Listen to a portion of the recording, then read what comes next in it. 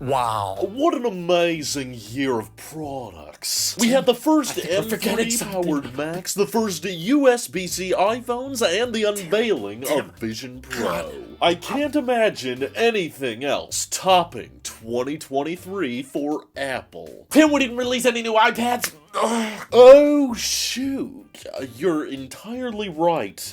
We were supposed to release some kind of new tablet, right? And iPad OS, though, we updated that. No, you didn't. It still sucks. Fine, okay, well, at least there's a new pencil. People like the new Apple Pencil, right? That's fine. Alright, we'll have to compensate for it next year by bringing Super Retina XDR to the iPad Pro. People just want a calculator app, Tim, but okay. Wonderful.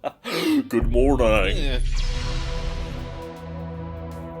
Yeah, 2023 was a packed year, and somehow not packed enough, because, at least according to both Ming-Chi Kuo and Mark Gurman, who are fairly reputable in the leaker space, they're both agreeing right now that basically we should not expect any new iPads for the remainder of 2023. There's still a chance, though. They've been wrong before. They've gotten timelines off, but at this point, I feel fairly confident in saying that if we do get a sudden, like, December site refresh, which has happened before, by the way, AirPods Max was just dropped one morning in December, it's probably gonna be something small. If there was something ready to launch in 2023, it would probably be like an iPad mini 7th generation, which doesn't get promotion or anything exciting. It would just be like, hey, we put a A16 chip in there instead of an A15. Yay, this is fun. And they, get the refresh rate to go the other way to help combat the Jellygate complaints and all that. But what's more exciting is the iPad Pros, which should be getting a pretty massive hardware refresh sometime in the spring, maybe June if production doesn't go according to plan. Of course, any new exciting hardware coming to the iPad Pro is not going to justify the embarrassing joke that is iPad OS, but I figured we should talk about the new hardware that it's getting anyway. I'm doing my best to just kind of accept iPad OS is never going to be what I want it to be. It's just kind of meant to be an expensive drawing tool that covers the basics fairly well. And as far as being a unique drawing and note-taking device, OLED is supposed to finally be making its way onto the iPad Pros next year, with production slated to begin in February, which I must say, this would be a pretty massive change for the iPad. It's been LCD for the past 13 years. That sounds wrong, but yeah. Even Mini LED, which we got in more recent generations, is kind of just a slightly tweaked version of LCD. It's like still a liquid retina display, just with more local dimming zones, and that allows for better dynamic range, but it's still not quite as articulate with brightness levels and with sharpness as an OLED panel can be. That's why, honestly, a lot of people still notice that the buttery smooth refresh rate of the iPhone Pros feels a lot smoother than the 120 Hz on iPads. Even though it's technically the same refresh rate, that OLED just brings a little bit more pop and a little bit more smoothness to it, and bringing that to the iPads could be kind of exciting. They should be fairly advanced, basically the best displays ever in a tablet, though there's been OLED in Android tablets for years. Usually, in order to hit the high refresh rate, they have to keep the brightness really, really low. You'll notice the very, very low nits on most Android tablets that are OLED and have a high refresh rate, and of course, they're Android tablets, so no one's really buying them. But with the iPad Pros getting OLED, this should result in still having probably 1,000 nits of peak brightness, but now having a much better contrast ratio, as well as a fairly substantial boost to the resolution. In fact, with OLED on like a 12.9 inch, maybe they jumped to 13 inches because of thinner bezels or something like that. Honestly, it could result in them advertising, this is the first iPad with like a 3K or